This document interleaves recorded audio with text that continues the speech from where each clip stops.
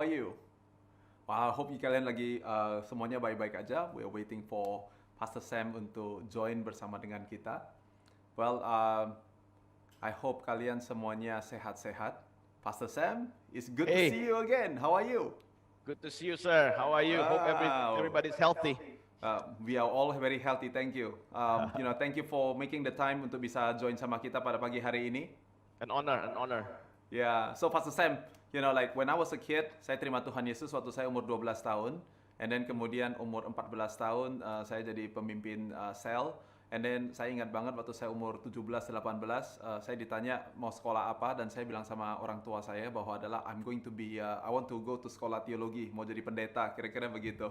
Saking cinta Yesusnya, right? The only thing that you know how to love Jesus is to actually to become a full-timer if you may gitu. And then after that, of course, Papa bilang adalah kok anak Papa disuruh jadi pendeta gitu ya. Walaupun Papa cinta Tuhan Yesus, tapi anaknya nggak boleh jadi pendeta, ceritanya gitu. Singkat cerita, so I went to the US, I went to study, and for the second time in my life, waktu saya kira berumur 25, 26, saya punya kedua kalinya dalam hidup saya, I have like this very strong calling, and I felt like, I love making money, I love doing business, I am pretty good, above average in doing that, tapi I have like this strong pull. Saya kayaknya look forward ke hari Sabtu, hari Minggu karena itu waktunya saya bisa pelayanan gitu. And then I remember that I asked my pastor at that time di New York, Pastor Daniel Rahmat, and then Pastor Daniel bilang begini, dia bilang adalah saya bukan Tuhan, you mesti tanya Tuhan jawab pertanyaan itu. Tapi dia bilang begini, dia bilang gini, tapi menurut perjalanan saya jadi pendeta, dia bilang begini, Tuhan itu nggak kurang kerjaan, bikin you lahir di keluarga yang jagoan bisnis, lu jagoan bisnis, tapi Tuhan bilang gini, gak dipakai, suruh jadi pendeta aja. Tapi saya bukan Tuhan, you go find God. So the long story short is that, that begins my journey, dan mengerti bahwa banyak orang Kristen yang berpikir bahwa kalau saya ada di gereja, saya lagi jadi orang Kristen, tapi kalau nanti saya lagi dagang di luar, saya belum tentu harus jadi orang Kristen gitu. And so pastor, I want to make that as the foundation because I feel that dalam perjalanan saya hari ini sebagai seorang pengusaha, I met a lot of people like that yang membeda-bedakan gitu loh. Saya lagi di gereja sama saya lagi di luar gedung gereja gitu. And so, I wanted that to be like the kind of like the foundation for our discussion this morning if it's okay. I wonder if you want to share some thoughts about that. Yeah, what you shared is about this term yang namanya secularism. Secularism is something yang dipisahkan. Awal daripada gereja nggak ada yang namanya secularism, which the first deacons of the church itu di Book of Acts aja itu mereka semuanya adalah entrepreneurial orangnya. Mereka bisa mengatur, mereka bisa memanage, dan kemudian mereka diizinkan untuk mengatur sebetulnya aset daripada gereja untuk humanitarian effort. Waktu itu di Jerusalem banyak orang susah, banyak orang kelaparan, sehingga mereka yang mengatur itu semuanya. So, kalau dibilang dikotomi dari awal, tidaklah demikian. Secularism itu the separation between state and religion itu terjadi maybe 1 millennia after the church. Terjadi begitu. Dan kalau saya ngelihat sekarang jadinya ada yang antara urusan finance dan kemudian urusan pelayanan, sepertinya itu semuanya, which is tidak. Bukan berarti gereja hari ini nggak boleh kehilangan juga yang namanya entrepreneurial spirit, dan nggak boleh mematikan itu, bahkan harus terus belajar, bahkan harus bisa mengequip entrepreneurs yang ada menurut saya, karena it's basic. And Paulus kalau dia lagi ada budget, lagi ada dana, ya dia menginjil gila-gilaan, dia jadi missionary kemana-mana. But when resourcesnya scarce, dia nggak ada enough budget or money or whatever, dia berjualan tenda. Dan Alkitab tidak menutupi bahwa Paul jualan tenda untuk memenuhi kebutuhan hidupnya, and dia punya traveling expense yang sampai ke ujung bumi begitu.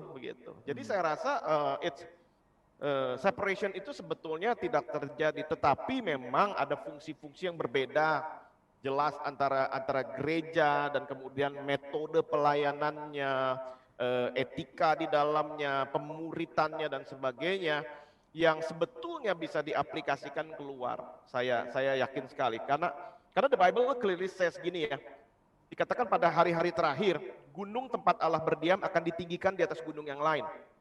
Dan orang-orang akan datang ke sana dan berkata, marilah kita pergi ke rumah Tuhan, ke rumah Allah Yakub, karena di sana ada pengajaran.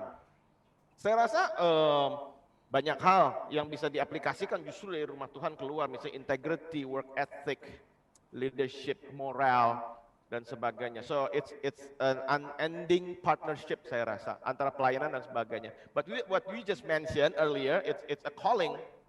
Yeah. Calling orang sebetulnya bisa dilakukan di dalam gedung dan di luar gedung sama saja.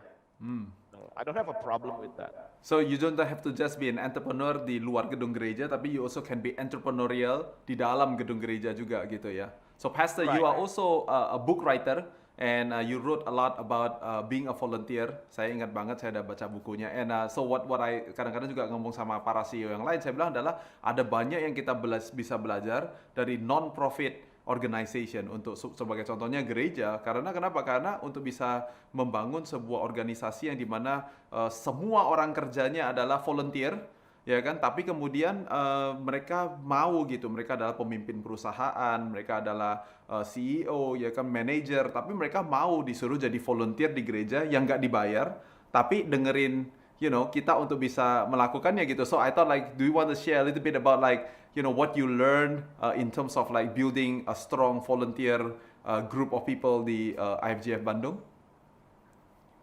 Saya yakin sekali Tuhan kasih manusia itu satu drive untuk melakukan sesuatu yang lebih besar daripada diri dia sendiri. Jadi saya rasa itu nggak perlu dipecut-pecut, itu nggak perlu dimarah-marahin, itu nggak perlu sampai diindoktrinasi, karena Tuhan sudah taruh drive dalam kehidupan manusia untuk achieve bigger. Saya pernah baca sebuah materi yang mengatakan bahwa orang-orang suku Indian namanya di Amerika itu adalah rasnya Mongoloid. So long time ago they move dari Mongolia Utara lewatin Selat Bering sampai akhirnya mereka menduduki Amerika Utara dan bahkan sampai ke selatan, yang sekarang kita kenal sebagai Native American Indian. Kenapa mereka bisa lakukan itu? Because they want to achieve something better in life. Mereka pengen dapat sesuatu yang lebih baik untuk mereka dan anak-anak mereka. So it is the drive within human being semuanya. So yang harus kita kerjakan sebagai pemimpin, menurut saya hanya memperlihatkan nilai. Ini nilai yang kalau kita kerjakan bersama-sama, bukan hanya kamu yang growing, orang lain bisa bertumbuh, orang lain bisa diberkati, orang lain bisa berkembang dalam hidupnya. Saya yakin itu menjadi sebuah hal di mana button itu akan dipencet dalam kehidupan orang dan dia bisa melakukan lebih daripada apa yang dia bisa pikirkan. Dan ada certain satisfaction yang lebih ketika kita melakukan sesuatu, volunteering dan sebagainya, baik di gereja, humanitarian, yang itu nggak bisa kita dapatkan ketika kita hanya sekedar mencari nafkah untuk diri kita sendiri. But when we with our energy and time, which is the most expensive commodity today is time, dan kalau kita bisa lakukan itu dan kita bisa melihat orang lain bisa berubah bertambah nilainya, maka itu kepuasan yang luar biasa. So kita cuma ingetin, mau lebih puas hidup ini, mau lebih berarti, ya let's do something together, begitu. Yep, I love it. I say that saya suka ngomong sama pemimpin di para pemimpin usaha yang melayani di gereja. Saya bilang adalah when you serve in your church, you are actually doing yourself a favor. Kamu sebenarnya lagi nguntungin diri sendiri. Karena kenapa? Kalau kamu bisa bikin orang yang nggak dibayar, bisa memotivasi dia, bisa melihat visi atau bisa melihat apa yang Tuhan sedang kerjakan dan membuat mereka bisa berpartisipasi di situ. Imagine apa yang kamu bisa lakukan di kantor kamu yang dimana kamu bilang gini, ini visinya, ini yang kita mau kerjakan, kamu kerjakan, oh ya by the way I'm gonna pay you to do it. Ini gak pakai uang, volunteer di gereja, and they wanna do it. Apalagi sekarang dilakukan di usaha kita masing-masing yang where there is a monetary interchange if you may, to do that gitu. So Pastor Sam, I want to read you a Bible verse yang saya yakin ini dekat untuk acara kita pada hari ini. Diambil dari Yeremia pasal 29 ayat yang ke-7. Firman Tuhan mengatakan bahwa bekerjalah untuk kesejahteraan kota-kota di tempat kamu kubuang, berdoalah kepadaku untuk kepentingan kota-kota itu, sebab kalau kota-kota itu makmur, kamu pun akan makmur. So I think like that's what why we do this webinar pada hari ini. Hari ini yang hadir Pastor Sam, ada Bapak Ibu Gembala, juga ada pendeta-pendeta dan juga ada pengusaha-pengusaha yang ada di sini gitu. And I pick this Bible verse because I thought like, you know, there's a lot of doctrinal issue yang mungkin Pastor Sam bisa berbagi sama kita hari ini, supaya kadang-kadang soalnya gimana ya, kadang-kadang kita pengusaha ketemu sama pendeta gitu, kita cerita tentang you know, struggle, apalagi di as we are doing this webinar, kita sedang mengalami COVID-19. Pada saat kita katakan bahwa usaha saya sedang, you know, struggling atau sedang lagi ada mengalami penurunan penjualan, atau kita mesti balancing, mesti let go people, atau kita mesti ngapain kayak begitu. You know, sometimes pastor jawabannya adalah, you know, we'll be praying for you, right? And while we need to pray, the idea is that, you know, you don't just pray, we also have to berpikir and do something gitu. And so that's the reason why hari ini kita bikin webinar ini. Mudah-mudahan bisa jadi jembatan untuk para pendeta bisa mendengarkan sedikit dari pengusaha, dan dari pengusaha juga bisa dengar juga dari pendeta. Kira-kira begitu, Pastor. And so my first question, Pastor, is like, di dalamnya ada kata begini. Kalimat pertama adalah bekerjalah. Tapi kalimat kedua bilangnya berdoalah gitu. Jadi maksud saya, bekerja sama berdoa ini bagaimana ya? Apakah bekerja tugasnya si pengusaha, berdoa tugasnya si pendeta, kira-kira begitu, atau dua-duanya harus bekerja dan berdoa? What do you think about that, Pastor? Well, first of all, kata ini yang saya suka dari the concept and the philosophy of the Bible ya, dalam hal ini Old Testament. Kata bekerja dalam Alkitab bahasa Hebrew itu nggak ada. Termasuk juga Hebrew juga, karena itu mereka nggak mengenal pensiun. Relax-relax, nggak melakukan apa-apa. Kata bekerja yang kita dapatkan itu dari kata avoda. Avoda itu artinya memberi nilai kepada orang lain. Add values to other people. Saya misalnya punya biji coklat, saya bisa bikin es krim coklat yang sangat baik.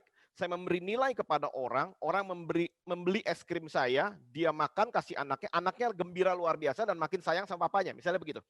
Itu nilai yang saya berikan, dan kalau saya terima uang karena saya memberikan nilai coklat itu kepada dia, maka itu adalah avoda. So the main thing is giving values, begitu. Dan dengan itu, kata avoda yang berikutnya adalah kamu memperhatikan anak Tuhan yang lain. Contoh, entrepreneurship, bekerja dan sebagainya. Ketika gereja bisa memberkati dan memberikan inspirasi kepada orang untuk membuat usaha, unit usaha, pekerjaan sebagai entrepreneur, maka dia bisa merekrut anak-anak Tuhan yang lain, orang, manusia yang lain, supaya bisa diberkati lewat usaha dan pekerjaan dia. Jadi the first mindset is it's never about, oh ini kantor saya, ini pabrik saya, ini pekerjaan saya, ini nafkah saya. No, it's avoda, it's value driven yang kita bisa berikan kepada orang lain. Memang ini zaman susah untuk banyak orang. Justru di zaman ini saya rasa banyak sekali kesempatan untuk kita bisa memikirkan nilai. Saya melewatin ini, saya bukannya sekedar abis ini neraca saya biru, bukannya setelah ini profit saya meningkat sekian persen setelah vaksin ada, entah itu kapan dan sebagainya. Tapi justru di musim ini bagaimana nantinya ketika nilai saya lebih, sehingga saya bisa get rid of the old wine skin, kantung anggur yang lama, dan saya bisa dapat kantung anggur yang baru. Misalnya kalau sekarang sebagai pengusaha saya harus let go beberapa orang supaya perusahaan saya sehat. It's okay. Don't be discouraged. Karena memang kesehatan itu nomor satu. Sesuatu yang sehat pasti bertumbuh. Kalau memang harus rilis orang, tetapi di tengah itu semuanya belajar untuk godok nilai kita. Karena suatu hari Tuhan mungkin akan berikan kesempatan, saya percaya Tuhan berikan kesempatan di mana mungkin Anda ke depannya karena nilai Anda tinggi, Anda bisa merekrut jauh lebih banyak orang dibanding hari ini. So never stop pushing, never stop learning about that. Praying, of course, itu merupakan nafasnya kita. Tapi remember, praying for what? Not praying only for profit, not only praying for surplus, praying for wisdom untuk bisa menggodok value yang ada dalam kehidupan kita dan orang lain sekeliling kita. Kalau saya rasa itu. Artinya menambahkan nilai pada orang lain. Begitu kita bilangnya adalah menambahkan nilai kepada orang lain, tiba-tiba opportunity-nya terbuka ada di mana-mana. You know, and of course untuk bisa memberikan value itu kita butuh modal, kita butuh orang kerja, kita butuh ide yang cemerlang, you know, and that's the reason why you want to pray. You know, I love it. Man, I'm already smarter today. Jadi maka sangat mudah untuk mencerna ayat yang berkata, lakukanlah ini seperti kepada Tuhan. Because I'm not doing it for nafkah lagi nih. My only competition is the spirit of God within me. Saya nggak sedang berkompetisi dengan orang lain. Tapi saya berkompetisi dengan segala macam gifting yang Tuhan kasih dalam kehidupan saya, supaya saya bisa avoda, dan kemudian saya memuliakan Tuhan. So suddenly it's very easy. Oh, it's not about my boss. It's about the Holy Spirit, Roh Kudus yang ada dalam saya, karena saya mau avoda, begitu.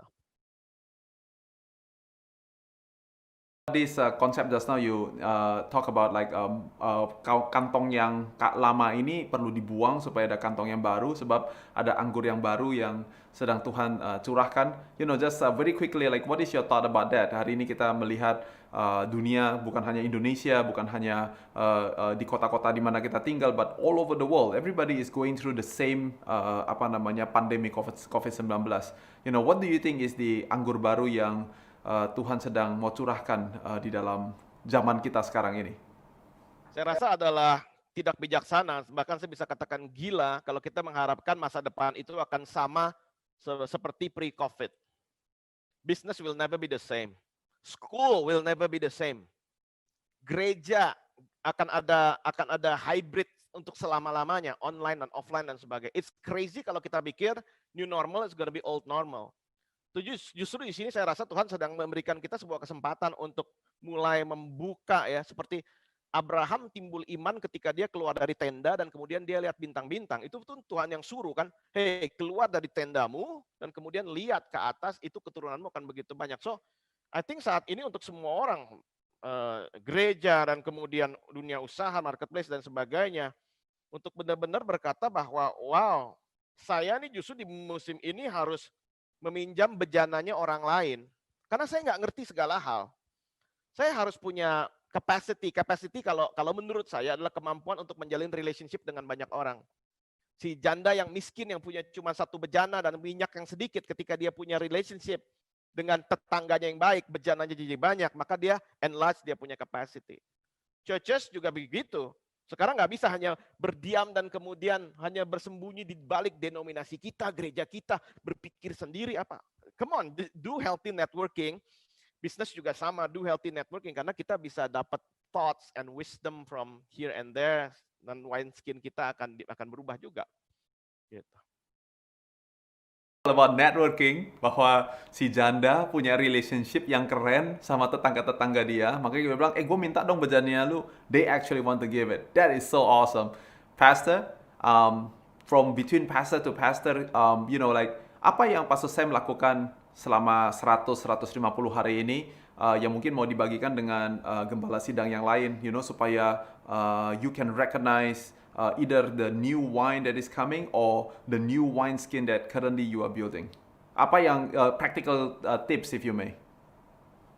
Ya, saya baca di Economics dan beberapa jurnal ekonomi yang lain, karena terutama untuk pastor-pastor yang ada di kota lah, ibu kota kabupaten, ibu kota provinsi dan sebagainya, urbanisasi bakal gila banget. So the city, Yeremia juga ngomong tentang city. Itu orang akan datang berbondong-bondong untuk betul-betul, karena di city rumah sakit lebih baik, mungkin vaksin lebih cepat dan sebagainya. Karena alasan-alasan apapun, ekonomi dan sebagainya. So Heraklitus ya 2500 tahun yang lalu ngomong bahwa all things good on this earth flow into the city. The Greek udah tahu semuanya itu. So the city bakal makin kompleks masalahnya.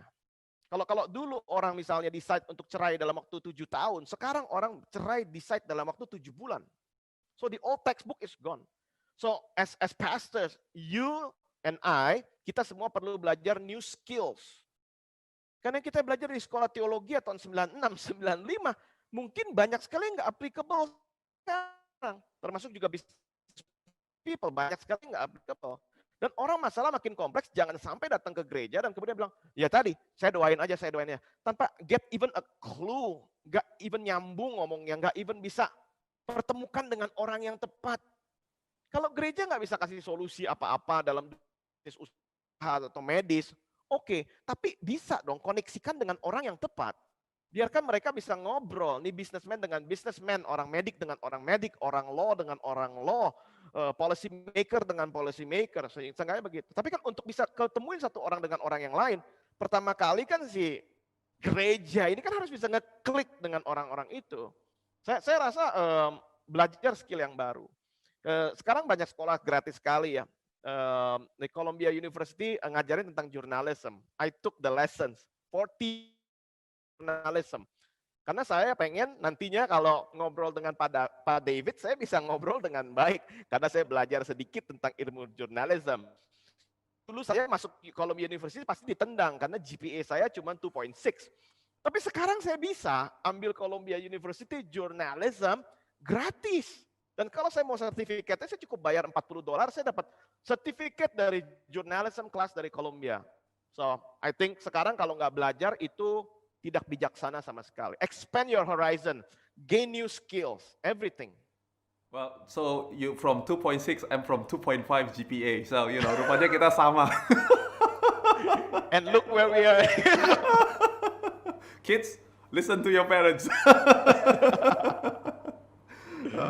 Pastor Sam, that is so awesome. I want to go deeper. Karena di Yeremia 29 ayat 7 dia menggunakan kata bekerjalah untuk kesejahteraan kota-kota gitu. Jadi kesejahteraan kota ini kan biasanya ini ya, kita orang Indonesia biasanya kita bilang begini, sebelum mikirin negara, sebelum mikirin kota gitu, mikirin apa? Mikirin ya sukses diri sendiri dulu gitu. And of course just now you already explore that word bekerja sendiri is about adding value kepada orang lain. But I think that there will be a lot of businessmen kalau semuanya sekarang ada marketplace ministry di gereja, it's almost like there is a tension gitu, karena gereja saya bilang adalah kita mesti mikirin kesejahteraan kota-kota, tapi pengusaha merasa adalah tunggu dulu, gua aja belum untung, gua aja belum sejahtera istilahnya kayak begitu, and then ngapain gua pergi mikirin orang lain punya kesejahteraan like that, so I was hoping that you can unpack and teach us, if you may, tentang sebetulnya yang dimaksud oleh Yeremia kesejahteraan kota itu seperti apa? Baik. Kalau untuk Yeremia, sebetulnya untuk orang Israel, sebetulnya mereka ngerti apa yang dia ngomongin Yeremia ini punya time frame, which is udah dibuatkan mereka hanya akan dibuang 70 tahun. Tetapi mereka, karena mereka tahu 70 tahun ketika Yeremia ngomong ini, no. Berarti yang saya lakukan saat ini yang namanya kesejahteraan adalah nantinya nikmati bukan saya. Because in 70 years maybe mereka semua gone dan gak akan bisa menikmati kembali ke tanah perjanjian, Yerusalem dan sebagainya. It's just a dream for them. But usahakanlah kesejahteraan, ternyata it's for the next generation. Ternyata begitu. So I think kesejahteraan di sini adalah kalau misalnya kita dari perspektif dunia usaha. Apakah yang saya usahakan sekarang bukan hanya untuk profit hari ini, tetapi apakah nantinya the next generation bukan hanya bisa melanjutkan, tapi menambah nilaikan apapun yang sedang saya lakukan. Karena ternyata it's not for me. Nah, kalau misalnya dari konsep awalnya saja udah it's not for me, seperti misalnya in the medieval era, tahun 1200, 1400, 1500, cathedrals itu semuanya dibangun rata-rata usianya 150 tahun bangun katedral. Bahkan di Milan, Duomo Milan tuh 660 tahun dibangunnya. So they know, ketika orang bangun titik pertama, batu pertama, that cathedral, they know, yang membangun tidak akan menikmati dan duduk di dalam situ. So kesejahteraan menurut saya itu adalah sesuatu yang sifatnya generational. Sebab percuma cuan gede, untung gede untuk generasi Anda, kalau itu habis di generasi kedua. Kalau itu nggak bisa dikelola dengan baik, begitu. Jadi saya rasa itu akan sangat evolve putar generosity. Kalau dia sampai nggak bisa memikirkan bahkan untuk ini dan itu untuk next generation, ya itu semuanya dimulai sifat itu dari apa yang bisa dia lihat sekarang kan. Jadi mau menaburkan ilmu dia, mau menaburkan value dia ke sekeliling dan kemudian nantinya anak-anaknya semua bisa melihat, menurut saya itu sebetulnya bukannya only business practice, it's about mentality. It's about mentality yang mengusahakan generosity dan karena ada banyak sekali kan, sedikit banyak kita bisa mengusahakannya di kota-kota kita, begitu ya jadinya. Wow, that is so powerful. So kalau sudah sekali lagi, I mean like if you give the statement bahwa kesejahteraan kota ini cerita tentang bergenerasi, orang bangun 150 tahun, 600 tahun, tiba-tiba all these things about biasanya orang tanya adalah jadi orang jangan kelewat ideal, kira-kira begitu ya, atau jadi pengusaha Kristen yang tadi kita bilang kita lagi berusaha, let's just do it, ya sikit-sikit gak apa-apalah kira-kira integritasnya dikorbankan sedikit-sedikit. I think that's fine. Tapi kalau kita udah melihatnya adalah kesejahteraan kota, kita punya perspektif yang jauh lebih besar, then it's easier to make all the right decision in your doing business. I think this is so powerful. So I want to get again, like we got the philosophy. Now we want to get a bit more practical. I'm wondering, Pastor Sam, like apa peran gereja untuk bisa membawa kesejahteraan kota ini, dan apa peran si pengusaha juga gitu. Baik, kalau kita ngomong tentang kesejahteraan kan mungkin banyak dari kita udah pernah mendengar yang namanya Seven Mountains of Social Influence dalam kehidupan orang, di mana gereja bukannya harus nggak mau tahu tentang hal itu, tetapi harus belajar dan kemudian mulai, menurut saya harus mulai equip, empower, dan kemudian bisa menggembalakan orang-orang yang ada dalam Seven Mountain ini kan. Seven Mountain itu adalah religion and faith ya, gereja dan sebagainya. Kemudian family, gereja biasa kuat di situ, family. Dan kemudian education, government and law, media and news, arts and entertainment. Kemudian yang ketujuh, business and economics. Dan kalau saya boleh tambahkan yang kedelapan sekarang ini adalah health. Jadi gimana caranya gereja ini bisa menjadi berkat dari apa yang dia punya. Supaya orang-orang yang bergerak di bidang ini mempunyai perspektif yang benar, perspektif yang baik, integriti yang baik.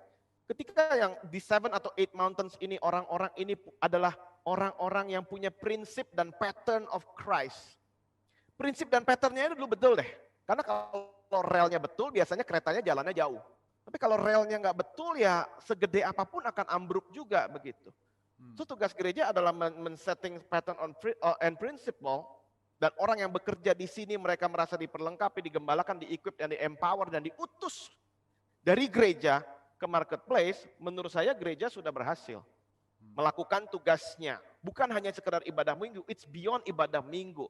It's beyond just artificial relationship. Halo, shalom, apa kabar? Baik, baik. Kita bertanya kepada dia, hey, kamu tuh sibuk sekali. Kamu tuh keluar kota terus. How's your marriage? Apakah istrimu happy dengan apa yang kamu lakukan? Maybe she doesn't need your money. Mungkin dia nggak butuh duit kamu. Maybe she needs you. Apakah gereja punya cukup kepedulian, kasih, perhatian, bahkan untuk lebih baik mencegah daripada mengobati begitu? Dan saya rasa itu otoritas yang Tuhan berikan untuk bisa menggembalakan orang hebat. We don't build great churches, we build great people kan, Ya. Gitu di tengah-tengah kita. We don't build a great church. We want to build great people among us. That is a powerful statement. Ini pertanyaan langsung udah tanyanya udah lebih mendetail lagi. So juga sama teman-teman semuanya, Bapak Ibu, teman-teman semuanya yang kalau mau bertanya, you can go to the YouTube chat box and then you can post your questions there. But here's the questions, Pastor. Pertanyaan lanjutan yang I want to pick up from here, yaitu adalah dia bilang, so saya seorang pendeta. Saya dari lulus SMA istilahnya langsung sudah sekolah teologi. I'm a 100% to land pendeta gitu. Dan saya gak ngerti tentang bisnis, saya gak ngerti tentang arts, tentang semua all these other things. What I understand ya teologi kira-kira begitu. So now I understand what you guys are talking about. But what do I have to do if I am that person? Right. Yang saya rasa setiap pemimpin harus punya, entah dia itu pendeta atau business people, adalah namanya circle of influence, mentors, gitu. Saya baca buku bagus banget namanya Tribe of Mentors. Jadi kita harus punya banyak mentor sekeliling kita yang ahli di bidang itu. Saya nggak ahli di bidang hukum, tapi saya punya mentors yang memang bisa membantu saya di itu. Saya nggak ahli dalam banyak hal dalam kepemimpinan gereja, tapi saya banyak orang yang easy access. Di mana setiap kali saya bertanya ada favor dari Tuhan, di mana orang ini selalu menjawab saya dengan baik, dengan penuh kasih begitu. So kita nggak bisa menguasai semua hal, tetapi kita bisa berteman dan punya favor dengan orang yang menguasai banyak bidang tersebut.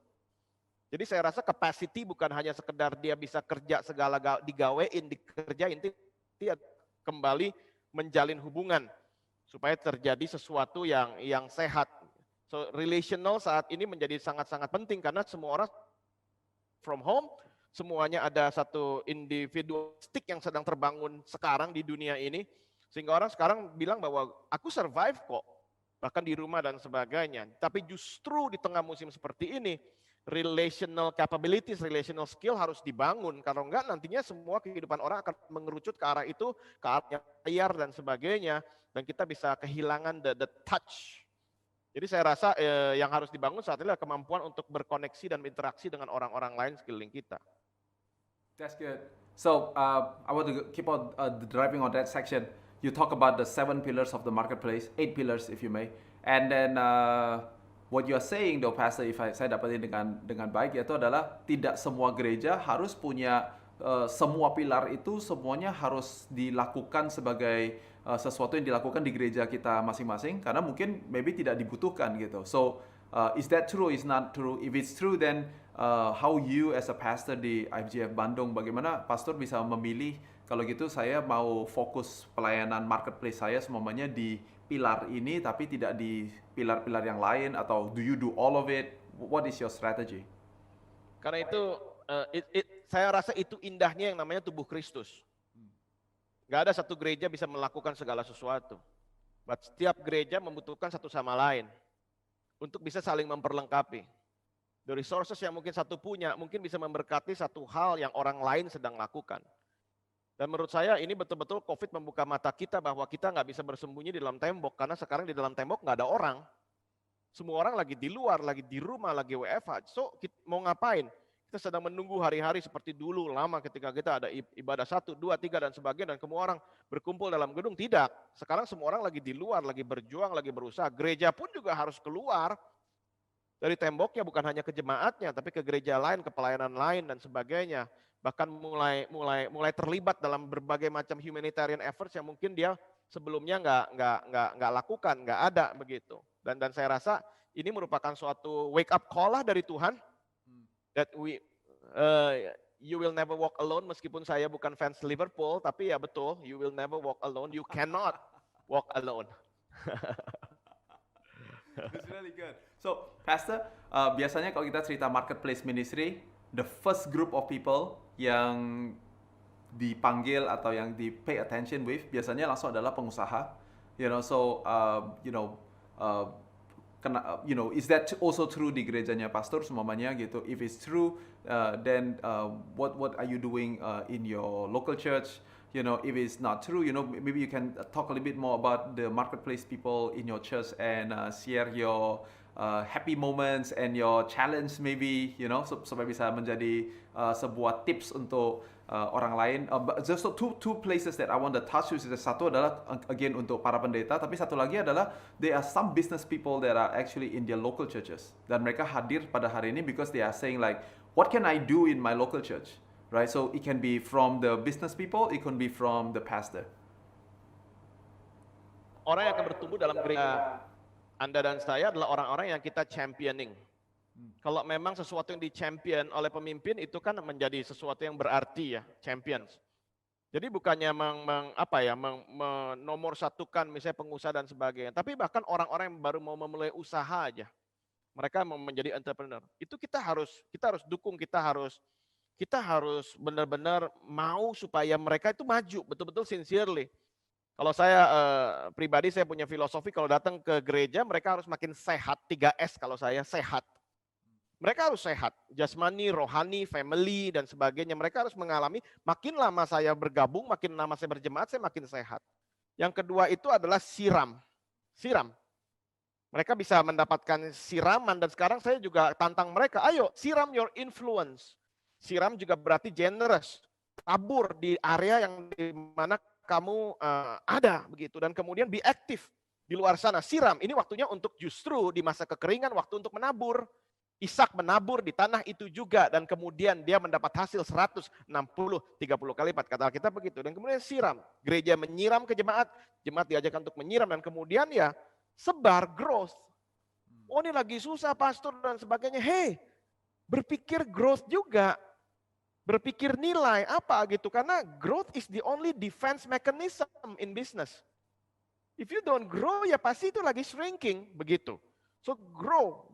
Jadi kalau dari segi gereja saya rasa gereja harus be authentic supaya orang nggak bilang begini, ini apa maunya ya?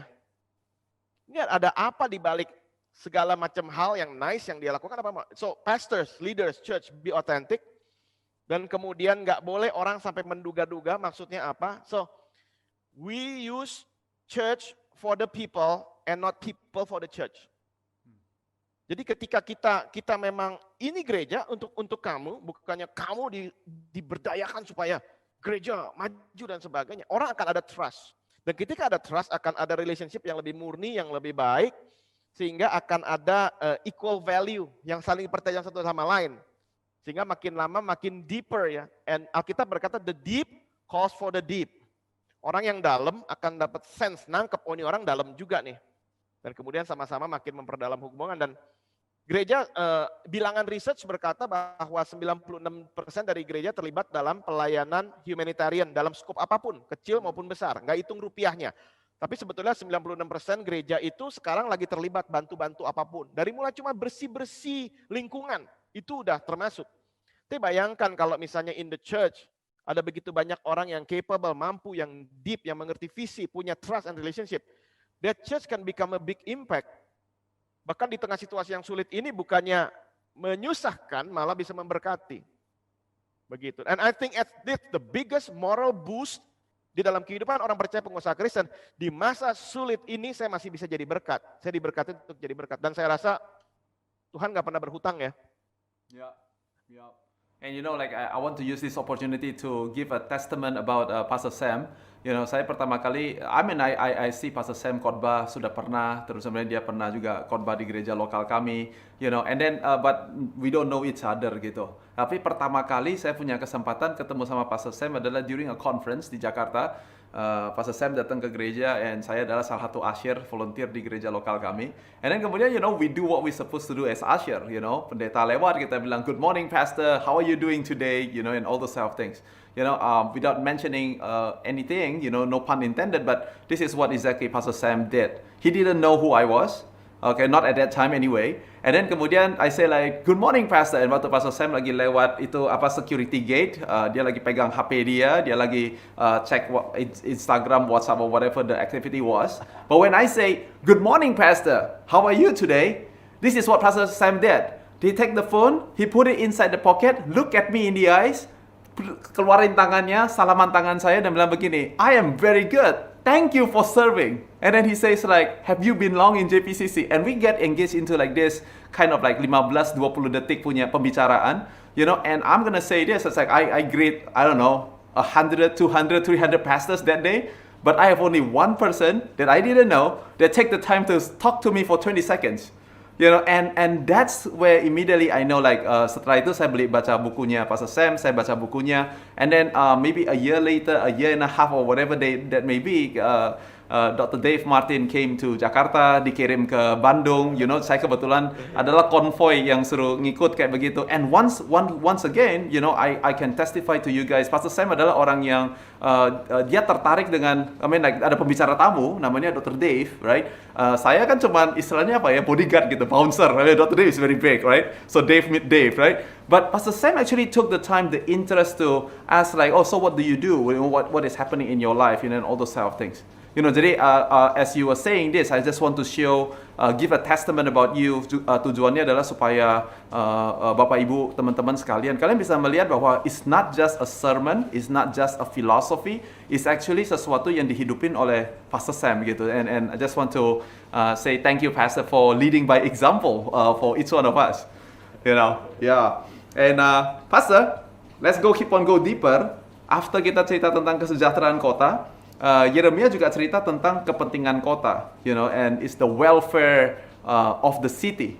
And you know, like immediately what I hear yaitu adalah waktu Tuhan Yesus bilang bahwa begini, yang miskin akan selalu ada bersama-sama dengan kamu gitu. And once again, this is a tension antara pengusaha dengan pendeta atau gereja dengan bisnis. You know, bahwa sekali lagi there is this tension about like, you know, kalau semuanya terus kita bantu orang di titik apa. Bahkan I'm sure Pastor Sam juga pernah ketemu dengan beberapa pengusaha yang nanti bilangnya kayak gini, it's like, you know, I'm here to do business. Sampai di titik apa I have to keep on giving, right? And you know, obviously you I'm sure you have a lot of, you know, insights and exposures in this matter. You know, I wonder if you are okay to share with everybody about your thoughts about this matter. Right. Jadi kalau kita ngomong tentang bisnis, God's main business dan sebetulnya your main business is people. Karena kalau nggak ada orang, nggak ada klien, nggak ada konsumen, nggak ada vendor, mati semua. So the thing is people. So dan saya senang karena Yesus itu bekerja berdasarkan. Jadi ketika dia di Kapernaum, dia berkati Kapernaum aja yang itu. Dan kemudian ketika dia lebih terkenal lah ya, orang lebih banyak tahu dia mulai keliling kota-kota sekeliling Galilea. Dan kemudian setelah itu dia influence-nya dia setelah hari raya terjadi dia ke Yerusalem dan kemudian orang banyak datang bahkan sampai Jericho dan sebagainya. Bahkan murid-muridnya lebih gila lagi sampai ke Asia, sampai ke Europe dan sebagainya begitu. But he started with the small town yang terima dia namanya Kapernaum setelah dia diusir dari Nazareth. So, saya rasa jangan terlalu muluk-muluk ya. Tetapi it's beyond CSR. It's beyond the minimum requirement. No, it's about the heart.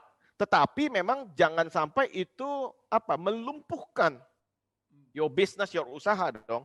Tapi saya bilang juga nggak usah langsung, wow mau bagaimana dan sebagainya. Dan juga jangan sampai itu jadi kegiatan sebagai oh saya ini bantu orang gitu. Bantu karena pengen dapat exposure-nya, ya itu benar atau salah saya nggak tahu lah, dipulangkan kepada masing-masing orang. But start small, start where you are, start di mana perusahaan Anda sekelilingnya kita lihat kesempatan yang ada. Bahkan your block gitu, sekitar RT itu aja misalnya. Kalau Anda misalnya di ruko, di mana, di kantor, sekeliling itu ada nggak yang kira-kira bisa dibantu? Mungkin ada nggak? Ada SD negeri dekat situ yang perpustakaannya sudah reot. Anda bisa keluarkan mungkin sedikit sekali, mungkin berapa? Sekian gitu, 5, 7, 10 mungkin. Bisa buat jadi dia ada chatnya dibaikin dan sebagainya. I'm not talking about city scale, kasih makan berton-ton beras ke orang. Kalau memang masih mampunya your circle, just do it. But it's beyond CSR. It's all about the heart. It's not about, never about the nominal, never about the money, but it's all about the heart. Dan saya rasa itu merupakan sesuatu yang Yesus sendiri ajarkan. Saya pernah datang ke sebuah tempat, kalau saya boleh ngomong, di sebuah negara, sebuah gereja, bagus luar biasa gitu. Dan kemudian di gereja itu ada satu pampangan, we send missionaries, dia bilang ke sini, ke sana, negara-negara begitu kan.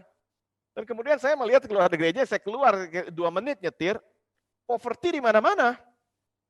Rumah-rumah reot dan sebagainya. Mungkin saya ngomong mungkin enak atau nggak enak, saya nggak tahu. Tapi saya bertanya out curiosity.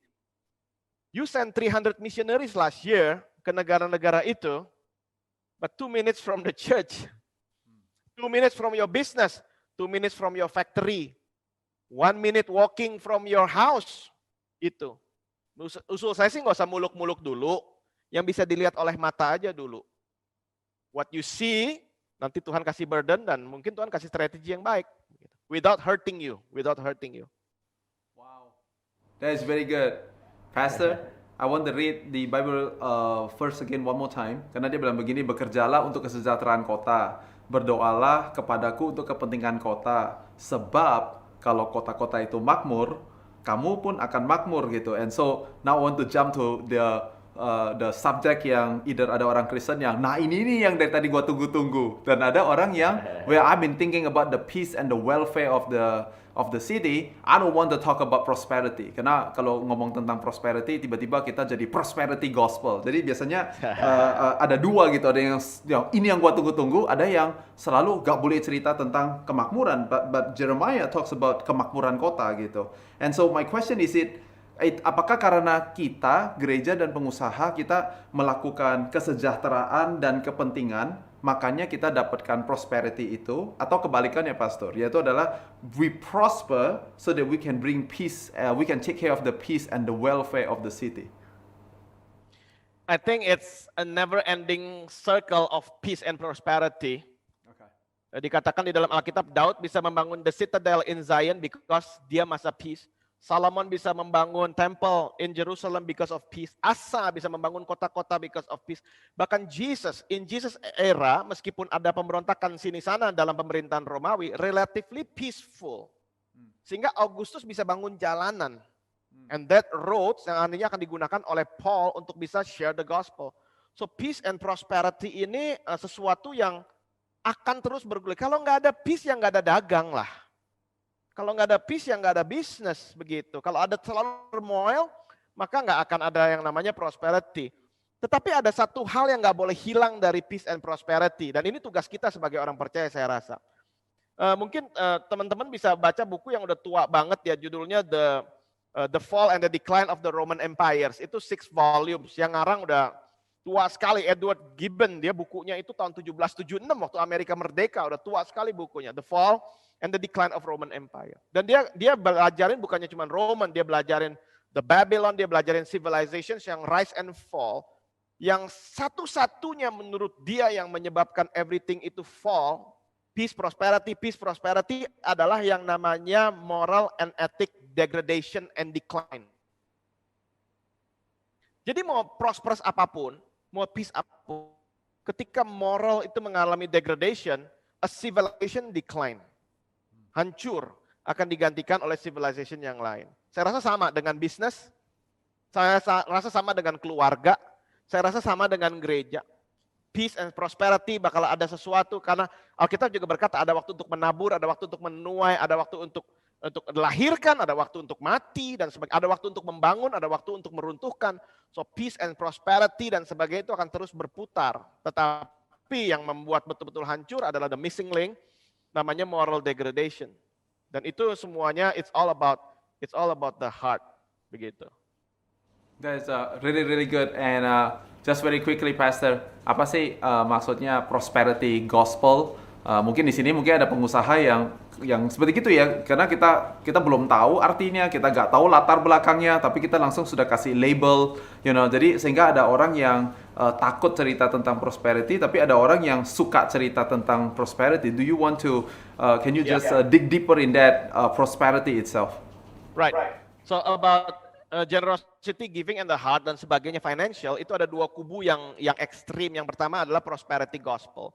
Prosperity gospel pada yang salah dari prosperity gospel, meskipun saya yakin maksudnya Tuhan adalah untuk memberkati anak-anaknya, tidak ada bapak yang tidak memberkati anaknya. Tetapi prosperity gospel yang sangat ekstrim akan ngomong begini, kalau kamu nggak prosper, kalau kamu nggak kaya, berarti kamu tidak hidup benar dalam Tuhan. Karena salah satu tanda orang sebagai anak Tuhan diberkati adalah dia prosper, dia kaya, begitu. Kalau kamu sampai nggak kaya, there's something wrong with you. That's prosperity gospel. Dan prosperity gospel juga berkata gini, kalau kamu give finance, baliknya finance. Pasti kalau kamu ngasihnya misalnya itu 100, maka dikali 100 atau 60 atau 30 kali lipat. No. Kata berkat, kata favor dalam perjanjian lama ada 13 jenis. Hormat dari orang lain, umur panjang, kesehatan, keluarga yang baik, diberkati dengan keturunan, bahkan orang bukain pintu buat kita di mall, itu sudah favor, itu sudah berkat. Kalau kita bisa tidur malam, orang diberkatilah, orang yang dicintai Tuhan diberikan tidur, itu pun sudah blessing. Nah, ketika kita memberi tenaga, waktu, sumber daya kita, keuangan kita nggak bisa milih dari Tuhan dari 13 ini. Salah satunya adalah finance, tapi kita nggak bisa bilang, Tuhan kalau bisa mentahnya aja deh, segala yang saya lakukan semuanya dalam bentuk green cash. Enggak. Tuhan bisa kasih salah satu dari 13 ini dan kita menerima karena Tuhan tidak pernah berutang. Baliknya adalah poverty gospel.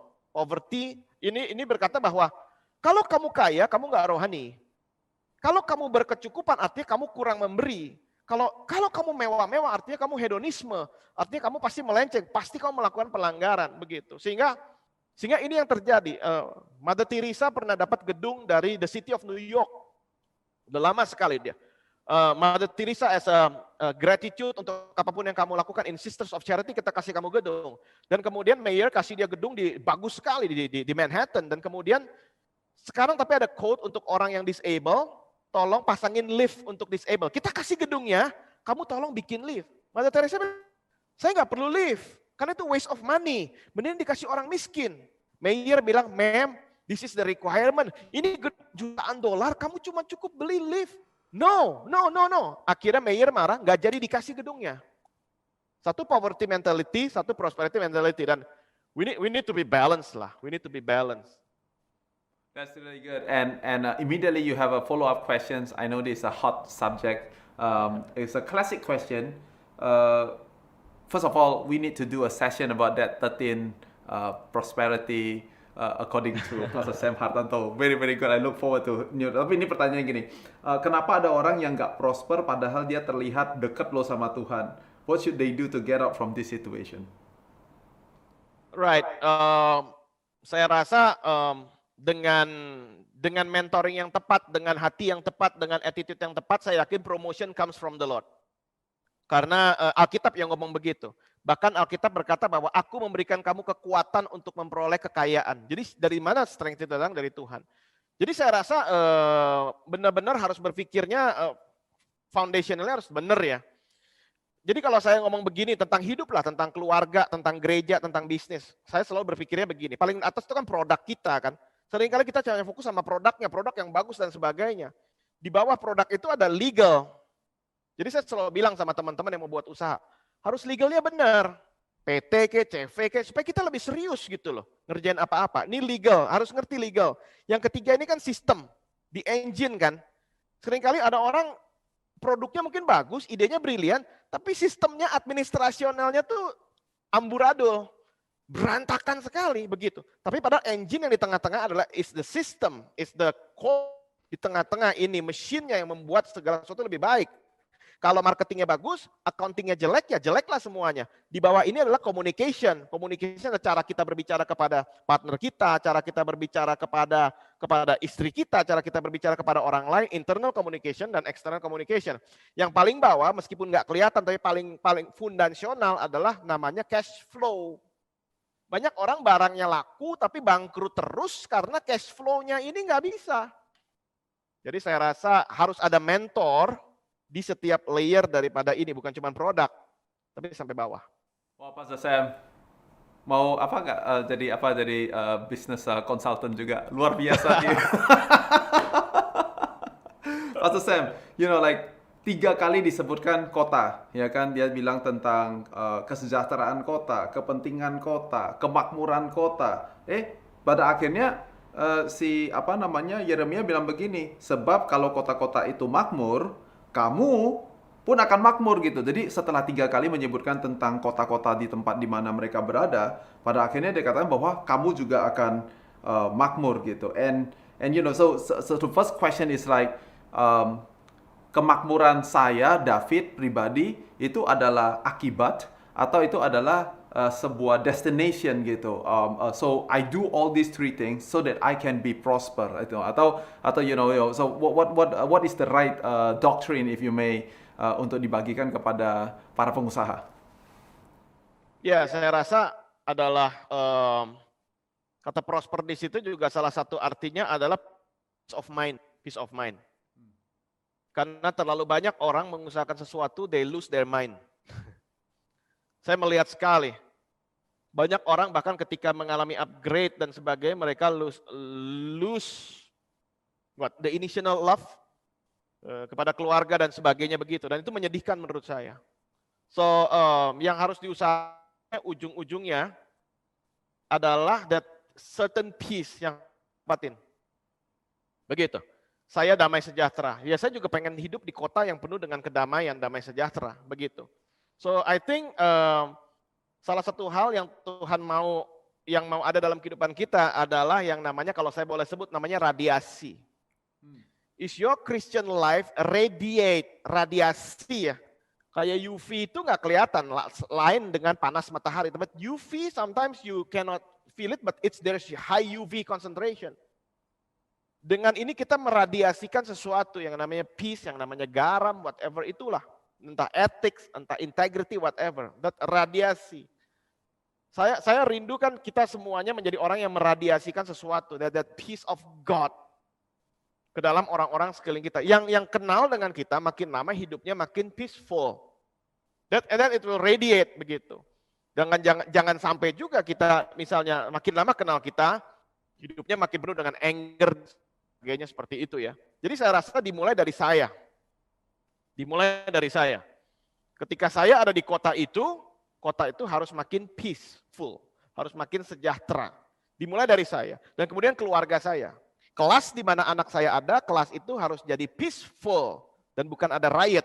mendatangkan damai sejahtera. Perusahaan saya di mana saya ada di situ, maka perusahaan itu membuat peace. Begitu, kepada orang lain, kompetisi yang sehat dan sebagainya, begitu ya. And it will radiate, it will radiate. Bahkan lintas agama menurut ya. Karena value-value kita bisa dilihat oleh semua orang yang lain dan kemudian the whole city will be changed. That's very good.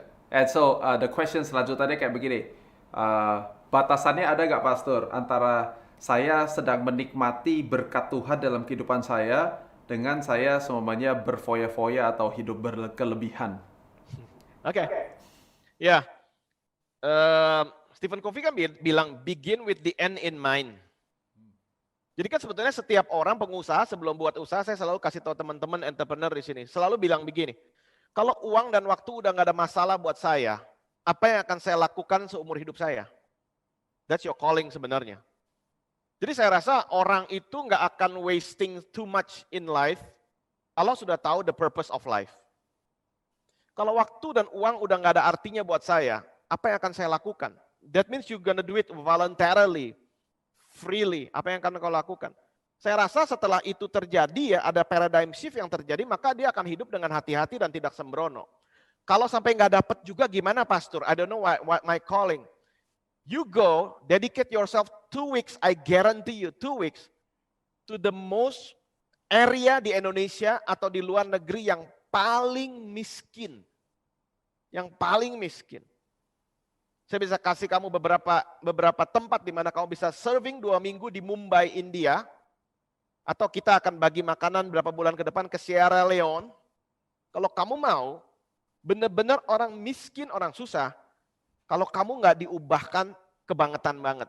But when you see extreme poverty, dan kamu melihat keadaan kamu sekarang, betapapun keadaan Anda, saya yakin nggak lebih parah daripada itu, your mind will be changed. Dan Yesus berkata begini, maka tergeraklah hatinya oleh belas kasihan. So yang digerakkan pertama adalah hati kita. Your compassion. Then your vision in life gotta be changed. Wow, ternyata man, I can do much more than just having fun. Having fun boleh. With purpose. Value. Yeah. That's really good. I remember that I moved to Indonesia tahun 2010, part-time, and then 2011 betul-betul pindah ke Indonesia, dan di tahun 2008, akhir 2008 saya menghadiri pernikahan adik saya, dan kemudian saya diajak pergi ke Batu, ke Malang gitu. Dan saya masih ingat waktu saya landing di sana, airportnya kecil, you know, and then saya jalan di situ seperti yang Pastor Sam baru ngomong, immediately kita berdiri di situ dan kita immediately bisa melihat ada begitu banyak kebutuhan, ada begitu banyak discrepancy antara kita yang tinggal di Jakarta dengan yang ada di daerah, you know, like kebutuhan ada di mana-mana. Couple years later saya pergi ke Gunung Rinjani, you know, kita di kaki gunung, saya tinggal di kampung selama 1 malam sebelum kita besok pagi naik gitu. One more time, jangan cuma tinggal 1 malam aja, kita langsung bisa melihat ada begitu banyak area-area yang mereka lakukan. Gampangnya bilangnya adalah ini adalah sebuah kebodohan. Itu jawaban yang convenient. But the fact is, kita sebagai pengusaha Kristen, kita melihat dan kita sebenarnya sadar gini, karena mereka gak ada orang yang kasih mereka lihat, gak ada orang yang mencontohkan, gak ada orang yang ngajak mereka berpikir, gak pernah ada exposure yang baru. You know, so that's actually to what Pastor Sam, what you just say, you know, something that I really relate. That actually is my trigger point. You know, and by the way, saya konteksnya lagi jalan-jalan. Saya konteksnya ke Batu ya jalan-jalan gitu, pergi ke ke Gunung Rinjani ngapain ya, mau manjat Gunung Rinjani ya, itu sih gak tahu ya, antara jalan-jalan sama self torture, gak tahu yang apa yang benar gitu, tapi you know, but when you are doing it, you know, and then suddenly you realize that there is a lot of needs, there's a lot of problems di negara kita yang kita orang-orang Kristen bisa berkontribusi gitu. I got more questions from the Q&A, Pastor Sam, so let's do this again. Dia bilang bagaimana dengan kota yang mungkin pemimpin-pemimpinnya gak benar, dan mungkin jangan bilang gak benar lah ya, mungkin kurang benar. Oke, gitu ya. Dan kita tahu kalau pemimpin ini hanya memikirkan kepentingan diri dia sendiri. So I suppose this is either pendeta yang bertanya atau pengusaha yang bertanya. Ya, saya rasa di Alkitab juga berkata tidak ada raja atau pemimpin yang naik tanpa seizin Tuhan. Jadinya tugas kita yang utama kalau memang kita nggak ada connection dengan dia, mendoakan dia. Tetapi yang penting adalah di mana tempat di mana kita ada dan bisa melakukan sesuatu yang baik, baiklah mulai dari kita. Karena kalau kita harus mengganti sampai ada pergantian kepemimpinan yang lebih baik dan sebagainya, it might never come, bisa saja tidak pernah ada dan tidak pernah terjadi. Tetapi saya rasa kita bisa jadi garam dan terang dalam kapasitas apapun yang Tuhan berikan dalam kehidupan kita. Sambil kalau misalnya generasi yang sudah ada sekarang memang terlalu mungkin agak corrupt dan sebagainya, ya mulai dong menabur di generasi yang berikutnya supaya ketika mereka dewasa dan menjadi pemimpin, mereka bisa menjadi lebih baik daripada zamannya kita. Jadi saya selalu kasih tahu, selalu think that the future is bright. The future is bright. Siapa future-nya? Future-nya ya sekarang yang masih muda-muda, yang masih kecil-kecil. Kita menabur di mereka. Kalau nggak bisa menabur di tempat yang lain, menaburlah di next generation. Karena itu merupakan sesuatu yang saya rasa di hatinya Tuhan. Gitu. That's really good. And if it's okay for me to add a little bit, 10 tahun yang lalu saya nggak pernah tinggal di Jakarta. Saya orang Medan, terus tinggal di New York 12 tahun, and then pindah ke Jakarta. Jadi I'm like nobody di Jakarta. One of the things that I do is like I have a hobby. Hobi saya main bola basket. You know, right now as we are doing this recording this webinar, you know, my team LA Lakers is playing, and hopefully they are winning faster. I think you are praying for him too, right? But you know, 10 years ago I start with my hobby.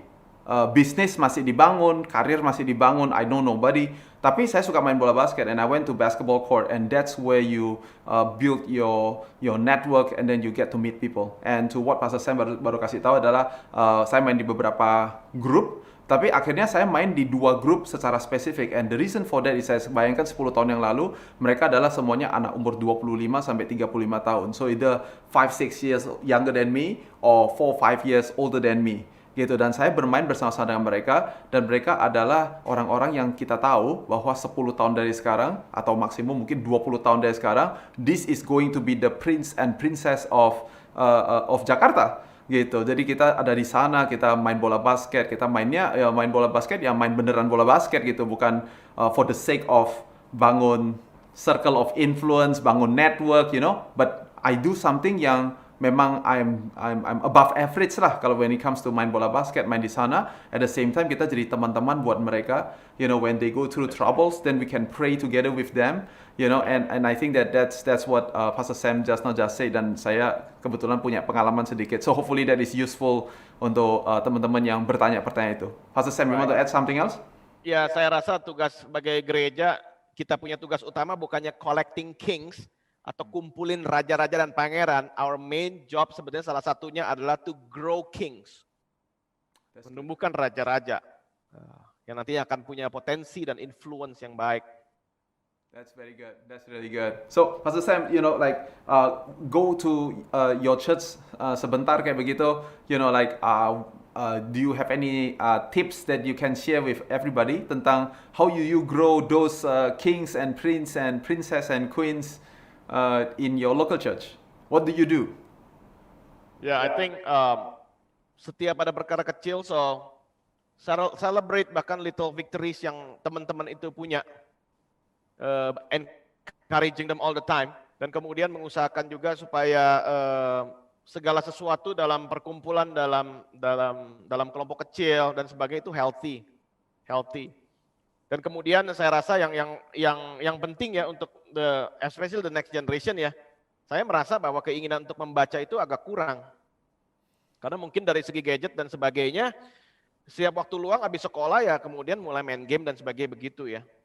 Sehingga mereka punya reading time itu menurut saya ya, kita nggak bisa memberikan dari apa yang kita nggak punya kan. Kalau kita nggak punya isinya, depth-nya, mana mungkin nantinya bisa menghasilkan sesuatu begitu. Sehingga saya bilangin, seenggaknya kalau malas baca itu kan ada banyak apps ya, Blinkist dan sebagainya. Bisa dengerin buku 11 menit, 1 buku selesai, summary-nya dan sebagainya begitu. So I think yang harus dilakukan adalah input yang baik sih, input yang baik supaya mereka bisa grow dengan sehat. Dan sebelum itu saya rasa sebelum mereka menjalani dalam kehidupan ini, apalagi sudah berkeluarga, saya bisa ngomong begini, saya kalau memberikan tips tentang bisnis dan financial misalnya 1 kali, saya harus komit untuk memberikan tips tentang keluarga 3 kali.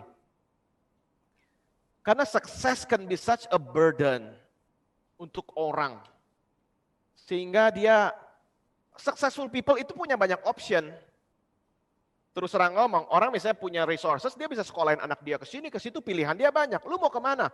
Mau ke Singapura, ke London, ke US, easy, dia punya options. Tapi kalau misalnya dia nggak punya resources ya udah lu tolong ke situ aja dah, karena nggak punya. Kalau kita punya uang misalnya, kita mau makan ini ya bisa. Dan money sebetulnya cuma give people options. Bayangkan kalau orang nggak punya depth, nggak punya conviction, options begitu banyak, wow, saya rasa bisa meruntuhkan. Jadi jangan sampai kita develop orang untuk lihat dia jatuh. Tapi develop orang untuk melihat dia menjadi anak Tuhan, hamba Tuhan yang luar biasa di marketplace. Begitu. So it's my formula. If I bisa kenalin dia ke satu orang yang bisa membuat bisnis dia lebih baik, saya harus spend 3 session untuk ngomong tentang karakter dan keluarga dia. Because pundak dia mampu nggak menahan beban yang namanya sukses atau trials in business. Nggak selalu sukses loh. Kadang juga ada ini dan pundaknya cukup kuat apa enggak, begitu. Well said. Well said. Pastor, like talk about relevancy. Karena generasi kita baca buku gitu ya. Generasi yang lebih muda mungkin mereka nggak suka baca buku atau buku Baca bukan. Harry Potter doang.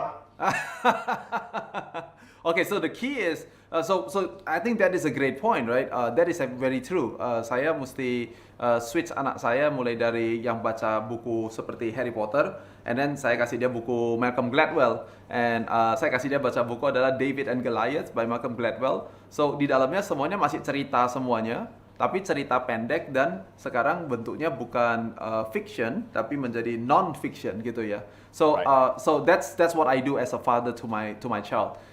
But as a church, bagaimana kita bisa merelevansikan segala sesuatu yang kita sudah ngomongin? Karena there is one thing untuk kita sebagai pendeta, if you may, atau sebagai ministry koordinator, kita bilang adalah, okay, I understand.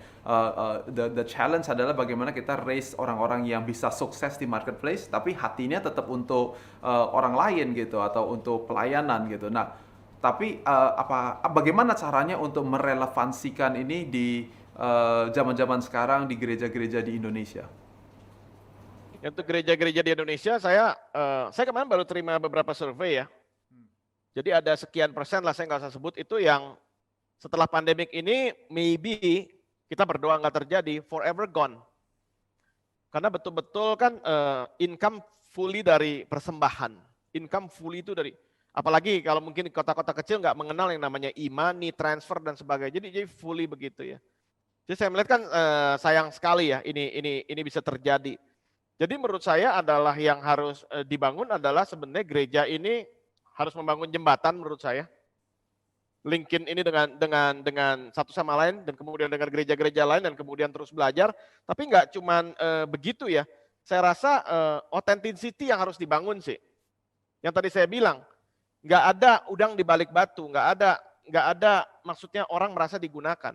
Jadi trust itu harus sangat tinggi sekali. Jalinlah persahabatan. Dan kemudian visi itu kan nggak bisa cuma vision casting tiba-tiba orang dapat visi ya. Orang juga harus melihat daripada yang memimpinnya saya rasa.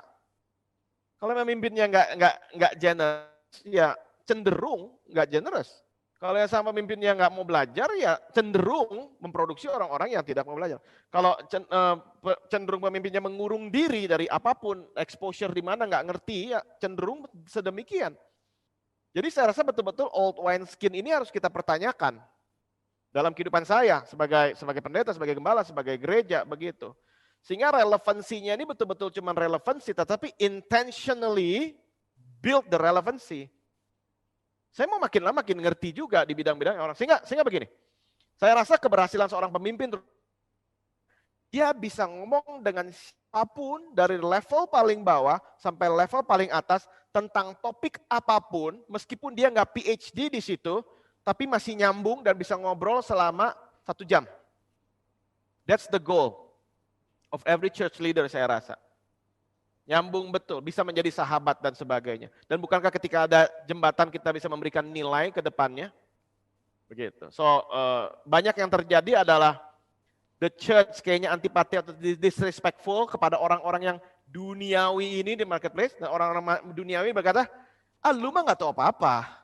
Percuma gue ngomong sama lu, percuma saya ngomong sama kamu. Dan saya rasa itu nggak bisa terjadi lagi di musim ke depan. Ben, I'm gonna make that into a challenge and apa namanya PR buat kalian semuanya. Kalau kalian adalah pendeta, ngobrol sama pengusaha kamu selama 1 jam, lihat bisa gak? Kalau kalian adalah pengusaha, ngobrol sama bapak pendeta, sama ibu pendeta, lihat bisa gak kalian ngobrol sama mereka sama 1 jam? And I think that is two ways. Because sometimes equally si pengusaha bukan takut, tapi dia gak, I have nothing to share or talk with my pastor about. Karena pastor is talking about supernatural stuff, spiritual things, right? And saya kurang spiritual. Saya nggak baca Alkitab, saya nggak berdoa, saya nggak punya saat teduh dengan Tuhan. Jadi kalau ketemu sama orang yang ngerti Alkitab, I don't know what to talk about, So guys, from a businessman to a businessman, I hope you guys can understand, like PR-nya ngajak Pak Pendeta makan siang, zaman sekarang nggak makan siang, nge-zoom gitu 30 menit, ngobrol-ngobrol, see if you can talk to pastor for 30 minutes. And pastors, you have the same responsibility. Pastor, masih ada pertanyaan banyak lagi, we have a little bit extra time, but let's do this. Bagaimana caranya saya bisa dapatkan mentor yang tepat, dan gimana supaya bisa ask him to become my mentor? Baik, jadi begini, mentoring itu saya rasa kalau kamu nggak pernah minta, maka kamu nggak akan pernah mendapatkan. Dan mentor yang baik adalah mentor yang sebenarnya tidak punya kepentingan apa-apa dalam hidup kamu. Dia nggak punya apa-apa, dia nggak mau ambil sesuatu. Dan kalau kamu misalnya berhasil pun dia nggak mau take credit dari itu. Tapi biasa orang ini udah established, sudah mature, sudah mapan dan sebagainya. Jadi kadang-kadang orang salah minta mentor, bilang gini, Bapak boleh nggak bapai saya? Boleh nggak jadi mentor saya? Menurut saya itu pertanyaan yang salah. Dia pasti tidak. Karena orang ini nggak biasa berkomitmen tanpa dia tahu berapa harga yang harus dibayar. Harga apa yang paling mahal hari ini? Waktu. Tapi bilang begini, Bapak, saya tahu Bapak sibuk tapi saya sangat respect sama Bapak. Bisa nggak Bapak spend 1 bulan? Saya ada 3 pertanyaan yang cukup dijawab mungkin paling banyak 15 menit.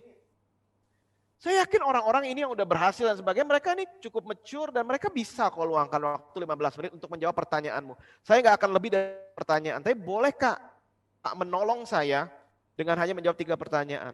Dan dari situ kalau misalnya saya ngomong chemistry, klik ya klik. Kalau memang terus ya hubungan akan terus berlanjut. Tapi kadang-kadang suka begitu abstrak ya, tolong dong mentor saya. Apa yang harus saya lakukan? 2 jam sehari, 3 jam. Kamu tengah malam boleh telepon saya, ngeri banget. Saya bakal bilang, oh tidak. Kamu pergi aja ke siapa gitu. Kamu baca buku aja. Begitu. Jadi time. Bolehkah saya email Anda setiap bulan 1 email tentang apapun yang sedang saya kerjakan? Saya yakin akan dijawab. Begitu. Jadi ask rightly. Pertanyaan yang tepat akan mengundang jawaban yang tepat pula. Yes, I think that is so true. I can relate a lot sama itu. Kadang-kadang saya juga dikasih gitu, saya mau minta di mentorin sama tapi gak ada pertanyaan, gak ada kebutuhan, gak jelas apanya yang mau dilakukan. I think that is a very on aim suggestion. Jadi do some research, ngerti orang ini expertnya apa, kamu butuhnya apa gitu. And then punya kerendahan hati, dan jangan jualan ya. Kalau sama Pak Pendeta, Ibu Pendeta mungkin nggak jualan gitu ya, tapi kalau ketemu mentor yang sifatnya dari bisnis, you have to make sure that your motivation adalah minta dimentorin, bukan minta dikasih sesuatu gitu. Itu namanya bukan mentor. Pastor, thank you for your time together with us today. I want to give you, like ada 5-7 menit sisa dari waktu kita pada hari ini. I want you to just share from your heart, what you want to share to pastors all over Indonesia and what you want to share to businessmen and businesswomen all over Indonesia. The floor is yours. Alright, saya rasa yang bisa menjembatani antara gereja dan dunia usaha selama ini ada unsur fear-nya, fear that you're over spiritual, fear that kamu merendahkan saya di mata kamu, dan juga saya melihat di sisi sebaliknya banyak dari gereja-gereja dan pendeta-pendeta juga yang sebetulnya minder kalau ketemu dengan business people. Dan saya rasa it's not from God, it's not from the Lord. Sebetulnya ada suatu kinerja yang sangat penting sekali antara kings and priests. Sebetulnya kita semuanya adalah kings and priests. Nggak ada pemisahan lagi. Kamu adalah imamat rajani, bangsa yang kudus, umat kepunyaan Allah sendiri. Dan saya rasa Tuhan pengen untuk bisa kembali merestorasikan hal itu. Karena rasul-rasul pertama mereka adalah good managers, good stewards. Bahkan Paul yang lagi susah, dia di Makedonia aja, dia bisa memberikan sesuatu untuk jemaat di Jerusalem loh. The center, epicenter of Tuhan pertama kali membangun gerejanya begitu. Jadi saya rasa di sini yang harus ada adalah mari sama-sama mulai membuat jembatan. Tapi jangan dimulai dengan ada maunya begitu ya. Jemaat sekarang mereka pintar, mereka tuh lihat transparansi, mereka melihat kejujuran, mereka lihat satu authenticity begitu. Dan saya rasa itu yang harus didisplay oleh gereja, itu juga harus didisplay oleh dunia usaha.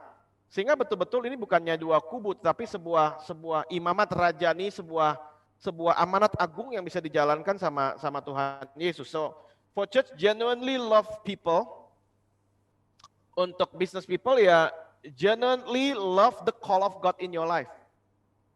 Untuk gereja cintailah manusia, cintailah jemaatmu, cintailah orang sekelilingmu. Tapi untuk professionals, untuk marketplace people, cintai panggilan Tuhan dalam kehidupanmu. Dan ini kita punya banyak waktu loh, musim-musim ini untuk researching ya, kembali ya, the call of God yang mungkin pernah ada dalam kehidupanmu, the passion yang pernah ada dalam kehidupanmu. Mungkin ini waktunya lagi untuk reflame the flame yang ada dalam kehidupan kita. But I'm sure di Indonesia ini jembatan harus dibangun di mana-mana supaya nama Tuhan bisa dipermuliakan. Dan saya rasa hal model begini yang Pak David bikin ini bagus sekali karena ini mempertemukan sebetulnya, mempertemukan kita. Dan itu bukan sesuatu yang tabu untuk dibicarakan karena tidak ada yang sempurna ya.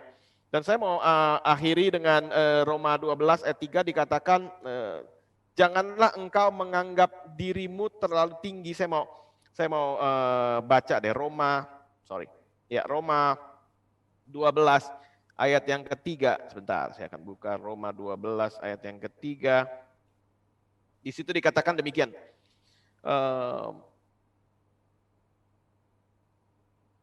Berdasarkan kasih karunia yang dianugerahkan kepadaku, aku berkata kepada setiap orang di antara kamu, mau pendeta, mau pengusaha, janganlah kau memikirkan hal-hal yang lebih tinggi daripada yang patut kau pikirkan. Tetapi hendaklah kau berpikir begitu rupa sehingga kau menguasai diri menurut ukuran iman. Ukuran iman. Bukan ukuran kapasitas pekerjaan, besarnya pabrik, besarnya kota, besarnya gereja, tidak. Tapi berdasarkan ukuran iman yang dikaruniakan Allah kepada kamu masing-masing. Sebab sama seperti pada satu tubuh kita mempunyai banyak anggota, tapi tidak semua anggota itu mempunyai tugas yang sama. Jadi masing-masing nggak boleh berpikir terlalu tinggi tentang dirinya sendiri. Tapi masing-masing menurut takaran iman, lakukanlah sesuai dengan takaran iman yang Tuhan kasih, kapasitas yang Tuhan kasih, sehingga tubuh ini bisa bekerja leluasa. That's revival menurut saya. Revival bukannya KKR besar, revival adalah ketika di setiap jalan, di setiap kota, di setiap desa terjadi terang yang dahsyat. That's revival. Thank you so much, Pastor Sam. That is a strong closing. We want to thank you for your investment this morning bersama-sama dengan kita semuanya. We wish you the best and for God's favor and God's blessings to be upon you, your family, and also the ministry in Bandung. Stay healthy, stay safe, and we'll see you again next time. Thank you once more. Yes, enjoy your day. Enjoy your day.